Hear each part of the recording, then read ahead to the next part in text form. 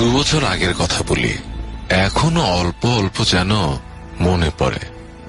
সব ভুল হয়ে যায়। কি করে এলাম এখানে? বগুলা থেকে রাস্তা চলে গেল সিদ্রানির দিকে। চলি সেই রাস্তা ধরেই। রাধুনী বামুনের চাকরিটুকু ছিল অনেক দিনের, আজ তা গেল। যাক, তাতে কোনো দুঃখ নেই। দুঃখ এই, অবিচারে চাকরিটা গেল। ঘি চুরি আমি করিনি, কে করেছে আমি জানিও না। অথচ বাবুদের বিচারে আমি দোষী সাব্যস্ত হলাম। শান্তিপাড়া সর্ষে বেজে ডাঙা পার হতে বেলা দুপুর ঘুরে গেল। খিদেও বেশ পেয়েছে। জোয়ান বয়স, হাতে সামান্য কিছু পয়সা থাকলেও খাবার দোকান এ পর্যন্ত এসব অজপাড়া গায়ে চোখে পড়ল না। রাস্তার এক জায়গায় ভারী চমৎকার একটা পুকুর। স্নান করতে আমি চিরকালই ভালোবাসি। পুকুরের ভাঙা ঘাটে কাপড় নামিয়ে রেখে জলে নামলাম। জলে অনেক পানা শ্যাওলা, সেগুলো সরিয়ে পরিষ্কার জলে প্রাণ ভরে ডুব দিলাম। বৈশাখের শেষ, গরমও বেশ পড়েছে। স্নান করে সত্যি ভারী তৃপ্তি হলো। পুকুরের ধারে একটা তেঁতুল গাছের ডালে ভিজে কাপড় রোদে দিলাম। শরীর ঠান্ডা হলো, কিন্তু পেট সমানে চলছে। এই সময় কোনো বনের ফল নেই, চোখে তো পড়ে না যেদিকে চাই। এমন সময় একজন বুড়ো লোক পুকুরটাতে নাইতে আসছে দেখা গেল।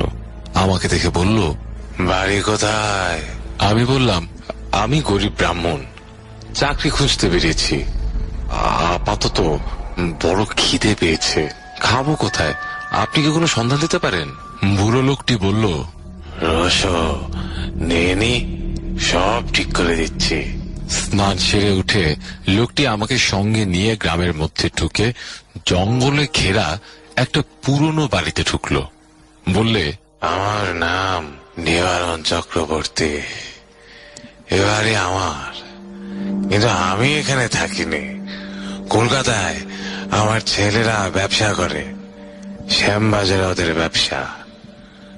এত বড় বাড়ি পড়ে আছে, আর সেখানে মাত্র 3খানা ঘরে আমরা থাকি। কি কষ্ট বলো দেখি। আমি মাসে মাসে একবার আসি, বাড়ি দেখাশুনো করি। ছেলেরা ম্যালেরিয়ার ভয়ে আসতে চায় না।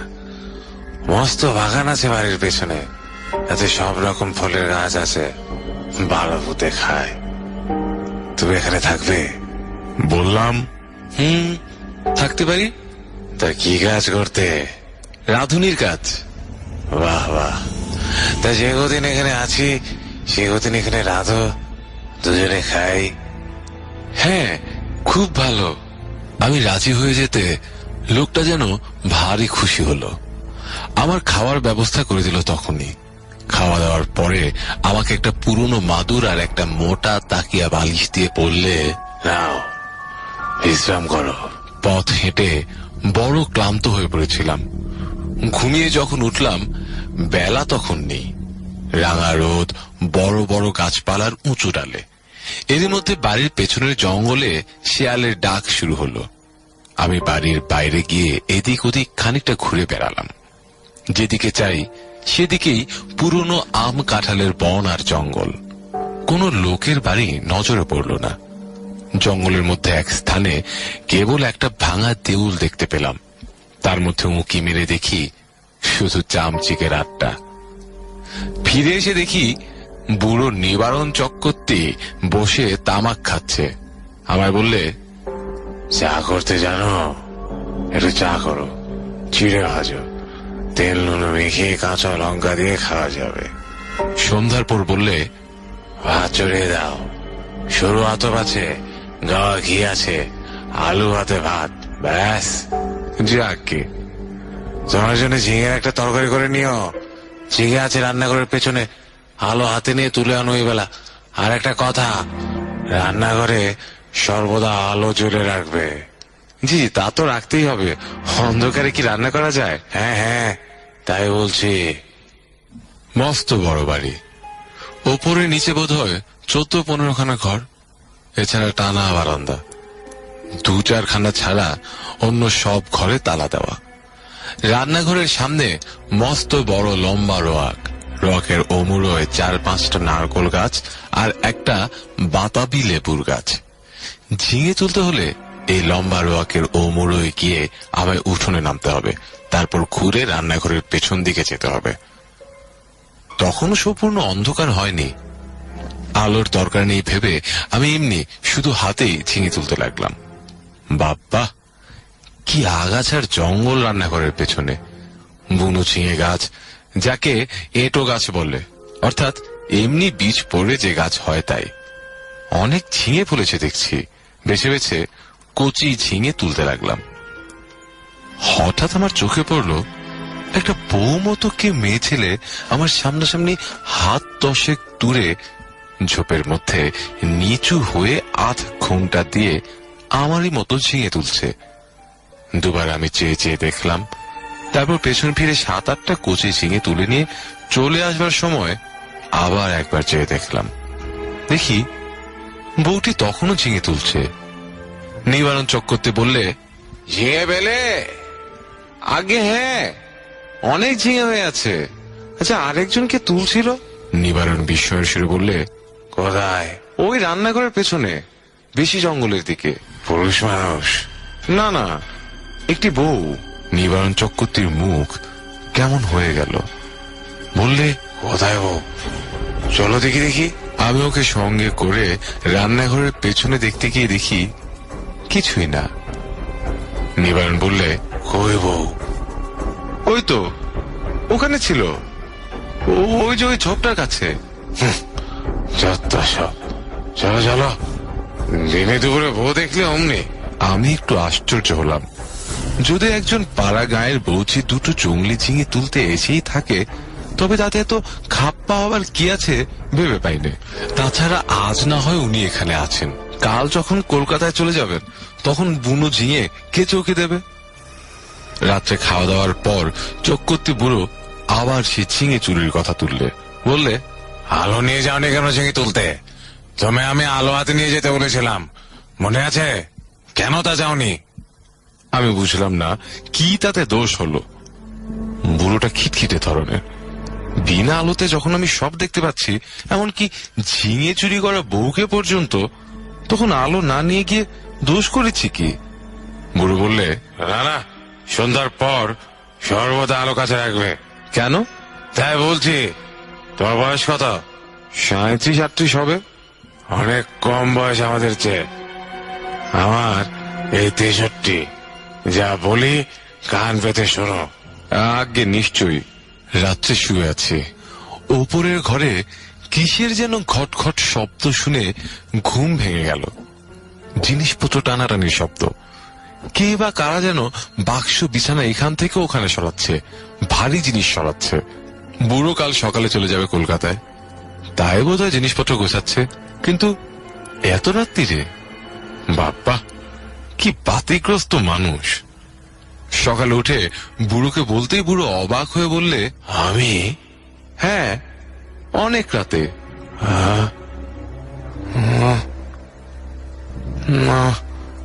হ্যাঁ ঠিক। আমাকে বললেই হতো, আমি গুছিয়ে দিতাম। চক্রবর্তী বুড়ো আর কিছু না বলে চুপ করে গেল।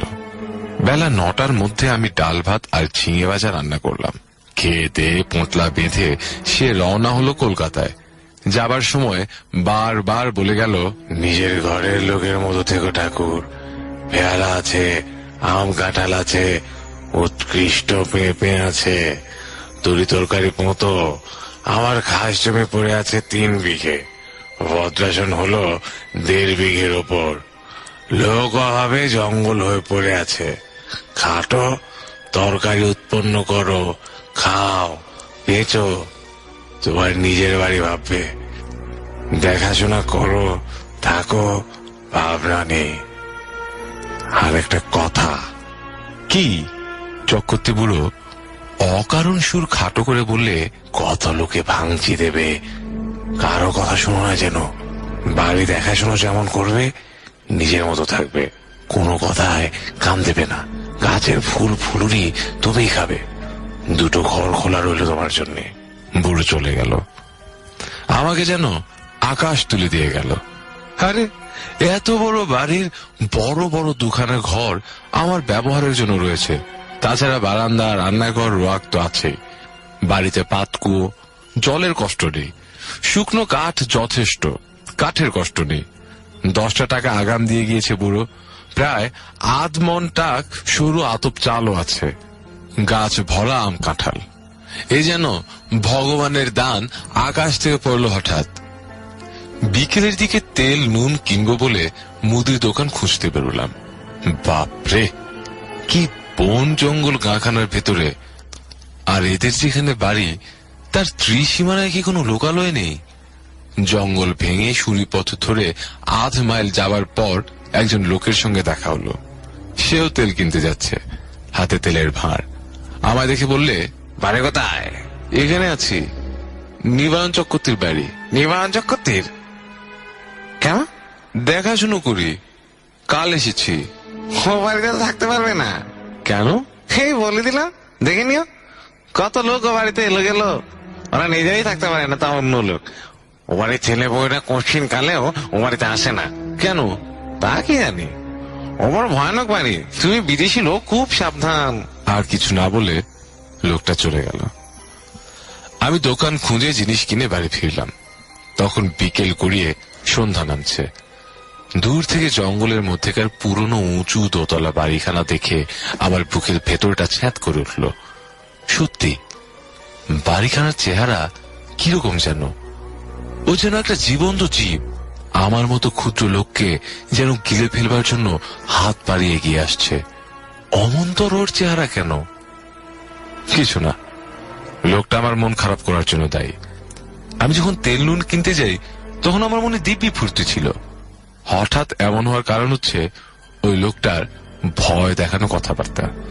গায়ে পড়ে অত হিত করবার দরকার কি ছিল বাপু তোমার? চক্রবর্তী বুড়ো তো বলেই গিয়েছে, কত লোক কত কথা বলবে, কারো কথায় কান দিও না। কিছুটা গাছপালার ফুল ফুলির গায়ের লোক চুরি করে খায় কিনা?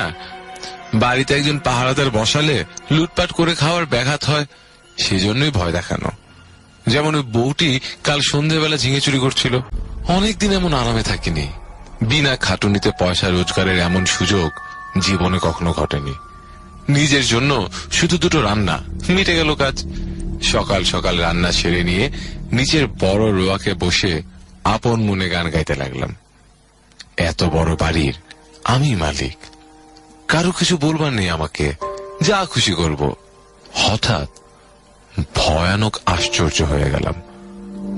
দোতলার নালির মুখ দিয়ে পড়তে লাগলো জল, যেমন ওপরের বারান্দাতে কেউ হাত পা ধুলে জল পড়ে। বেশ মোটা ধারে জল পড়তে লাগলো। তখন আমি উঠে রোয়াকের ধারে দাঁড়িয়ে দোতলার বারান্দার দিকে চেয়ে দেখলাম, তখনও জল পড়ছে সমানে, মোটা ধারায়। উপরের সিঁড়ির দরজায় তালা দেওয়া, চাবি চক্রবর্তী মশাই নিয়ে গিয়েছেন। সুতরাং দোতলায় যাবার কোনো উপায় আমার নেই। এই জল কোথা থেকে পড়ছে? মিনিট 10 পড়ার পর জলের ধারা বন্ধ হয়ে গেল। আমার মনে হলো চক্রবর্তী মশাই বোধহয় কোনো কলসি বা ঘড়াতে জল রেখে দিয়েছিলেন ওপরের বারান্দাতে।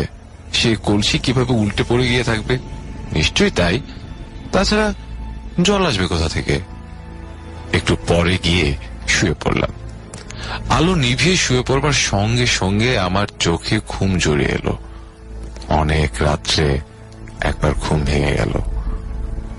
জানলা দিয়ে সুন্দর জ্যোৎস্না এসে পড়েছে বিছানায়। কি একটা ফুলের গন্ধও আসছে, বেশ সুবাস ফুলের। কি ফুল? ঘুমের ঘরেই ভাবছি, এমন কোন সুগন্ধওয়ালা ফুল তো বাড়ির কাছাকাছি দেখিনি। তড়া করে লাফিয়ে উঠলাম। ও কি, জানলার সামনে দিয়ে একটি বউ চলে গেল রোয়াক পেয়ে। হ্যাঁ, স্পষ্ট দেখেছি, ভুল হবার নয়। আমি তখনই উঠে দরজা খুলে রোয়াকে গিয়ে দাঁড়ালাম। রোয়াকে দাঁড়াতে দুটো জিনিস আমার কাছে স্পষ্ট হলো। প্রথম, সেই ফুলের সুবাসটা রোয়াকে অনেকখানি ঘন। ওই বউটি যেন এই সুবাস ছড়িয়ে দিয়ে গেল এই কতক্ষণ। না, কোন ফুলের সুবাস নয়, এই কিসের সুবাস? তা আমার মাথায় আসছে না। কেমন একরকম যেন লাগছে, একরকম নেশার মতো। কেন আমি বাইরে এসেছি? ও, কে একটি বউ রোয়াক পেয়ে খানিক আগে চলে গিয়েছিল, সে ছড়িয়ে গিয়েছে এই তীব্র সুবাস। কিন্তু কোনো দিকে নেই তো সে, গেল কোথায়? কতক্ষণ পরে ঘরে এসে শুয়ে ঘুমিয়ে পড়লাম। সকালে উঠে মনে হলো সব স্বপ্ন। মনটা বেশ হালকা হয়ে গেল। কাজকর্মে ভালো করে মন দিলাম। বন জঙ্গল কেটে কিভাবে তরি তরকারি আবাদ করব সে আলোচনা করতে লাগলাম মনের মধ্যে। একটা অসুবিধে এখানে থাকবার, বড্ড নির্জনে থাকতে হয়। কাছাকাছি যদি একঘর লোকও থাকতো তবে কষ্ট হতো না। কথা বলবার একটা লোক নেই, এই হলো মহা কষ্ট। সেদিন দুপুরে এক ঘটনা ঘটল। আমি ভাত নামিয়ে হাঁড়ি রাখতে যাচ্ছি, এমন সময় দোতলার বারান্দাতে অনেক লোক যেন একসঙ্গে হেসে উঠল। সে কি ভীষণ অট্ট হাসি! আমার গা যেন দোল দিয়ে উঠল সে হাসি শুনে। খিলখিল করে হাসি নয়, খল খল করে হাসি। আকাশ বাতাস থমথমে উঠল সে হাসির শব্দে। ভাত ফেলে রেখে দৌড়ে গেলাম। রোয়াকে গিয়ে ওপরের দিকে দেখি, কিছুই না। নিচের জানলা যেমন বন্ধ, ওপরের ঘরের সারবন্দি জানলা তেমনি বন্ধ। হাসির লহর তখন থেমে নিশ্চুপ হয়ে গিয়েছে। ব্যাপার কি? কোন বদমাশ লোকের দল ওপরে আড্ডা বেঁধেছে। ওপরের সিঁড়ির মুখে গিয়ে দেখি দরজায় তেমনি কুলুপ ঝুলছে।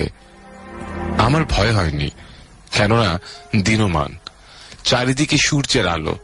এ সময় মনের মধ্যে কোনো ভূতের সংস্কার থাকে না। এই হাসি যদি আমি রাত্রে শুনতাম তবে বোধহয় ভয়ে অজ্ঞান হয়ে যেতাম। চাবি দিয়ে দাঁত খুলতে হতো। রান্নাঘরে ফিরে এসে ভাতের ফেন গেলে ঝিঙের তরকারি চাপিয়ে দিই। প্রচুর ঝিঙে জঙ্গলে ফলেছে, যত ইচ্ছে তুলে নিয়ে খাও। আমারই বাড়ি, আমারই ঝিঙে লতা। মালিক হওয়ার যে একটা মাদকতা আছে তা কাল থেকে বুঝছি। আমার মতো গরিব বামুনের জীবনে এমন জিনিস এই প্রথম। কান পেতে রইলাম ওপরের ঘরে কোনো শব্দ আসে কিনা শুনতে। ছুঁচ পড়বার শব্দও পেলাম না। খেয়ে দিয়ে নিজের মনে বিছানায় গিয়ে শুয়ে ঘুমিয়ে পড়েছি। ঘুমের ঘরে শুনছি ঘরের মধ্যে অনেক লোক কথাবার্তা বলছে, হাসছে। ঘুমের মধ্যেও আমি ওদের কথাবার্তা যেন শুনছি, যেমন কোনো বিয়ে বাড়িতে ঘর ভর্তি লোকের মধ্যে ঘুমিয়ে পড়লে লোকজনের গলার শব্দ ঘুমের মধ্যেও পাওয়া যায়। হয়তো সবটাই আমার মনের ভুল। মনের সেই যে ভাব হয়েছিল হাসি শুনে, তারই ফল। এরপর 9 দিন আর কোনো কিছু ঘটেনি। মানুষের মনের অভ্যাস, অপ্রীতিকর জিনিসগুলো তাড়াতাড়ি দিব্যি ভুলে যেতে চায়, পারেও ভুলে যেতে। আমি নিজের মনকে বুঝালুম ওসব কিছু না। কি শুনতে কি শুনেছি? বউ দেখা চোখের ভুল, হাসি শোনো কানের ভুল, সব ভুল। এই 9 দিনে আমার শরীর বেশ সেরে উঠল। খাই দাই আর শুধু ঘুমুই, কাজকর্ম কিছু নেই। কেমন একরকমের কুড়েমি পেয়ে বসেছে আমাকে। আমি সাধারণত খুব খাটিয়ে লোক, শুয়ে বসে থাকতে ভালোবাসি না। কিন্তু অনেক দিন ধরে অতিরিক্ত খাটুনির ফলে কেমন একরকমের অবসাদ এসে গিয়েছে, শুধুই আরাম করতে ইচ্ছে হয়। 9 দিনের দিন বিকেলে মনে হলো রান্নাঘরের পেছনে সেই ঝিঙের জঙ্গলটা কেটে একটু পরিষ্কার করি। ঝিঙের লতাগুলো বাঁচি অবশ্য। ওখানে ঝালের চারা পুঁতবো। আর একটা চাল কুমড়োর এঁটো লতা হয়েছে ওই জঙ্গলের মধ্যে, সেটা বাঁশের কঞ্চি দিয়ে রান্নাঘরের ছাদে উঠিয়ে দেব। এ বাড়িতে কাজ করে সুখ আছে, কারণ দা কোদাল কাস্তে নিরেন শাবল কুড়ুল সব মজুদ আছে। ঘরের কোণে একটা হাত করাত ইস্তক। অল্পক্ষণ মাত্র কাজ করেছি, আধ ঘন্টাও হবে না। হঠাৎ দেখি সেই বউটি ঝিঙে তুলতে এসেছে। নিচু হয়ে ঝোপের মধ্যে ঝিঙে তুলছে। সঙ্গে সঙ্গে দোতলার ঘরগুলোর মধ্যে এক মহা কলরূপ উপস্থিত হলো। অনেকগুলো লোক, আন্দাজ জন 50 একসঙ্গে যেন হৈ হৈ করে উঠল। সব দরজা জানলা যেন একটা ঝড়ের ঝাপট লেগে একসঙ্গে খুলে গেল। বন কাটা ফেলে আমি ওপর দিকে চেয়ে দেখলাম, সামনের রোয়াকে এসে দাঁড়ালাম। কই, একটা দরজা জানলার কপাটও খোলেনি দোতলার, যেমন তেমনি আছে। ব্যাপার কি? বাড়িটার মৃগী রোগ আছে নাকি? মাঝে মাঝে এমন বিকট চিৎকার ওঠে কেন? এবার তো ভুল হবার কোনো কথা নয়। সম্পূর্ণ সুস্থ মনে কাজ করতে করতে এই চিৎকার আমি শুনেছি এই মাত্র। এখন আবার চারদিক নিঃশব্দ, কোনো দিকে কোনো শব্দ নেই। সেই বউটি আবার ছিঙে তুলতে এসেছে এই গোলমালের মধ্যে।